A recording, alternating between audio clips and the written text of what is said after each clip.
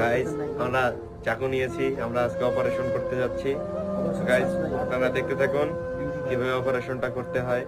তো গাইস ইনি হচ্ছে আমাদের রোগী। তো গাইস এই যে নিয়েছি আমরা চাকু, এখন আমাদের পায়ে উঠেছে ফোট।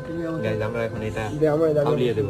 এই যে আমাদের শ্রদ্ধেয় বড় ভাই, ইনি ইনি ইনি হচ্ছে প্রধান ডাক্তার সাহেব, এমবিবিএস না এমবিবিএস এমবিবিএস এমবিবিএস এবিসি ভাই ভাই ভাই ভাই ভাই ভাই ভাই ভাই লাগে প্রচুর লাগে ভাই। এমবিবিএস আচ্ছা আচ্ছা এমবিবিএস এবিসিডি এই জায়গাটাতে কাটলে আর কি আমাদের একদম পুরোটাই চলে আসবে। MBBS ABCD.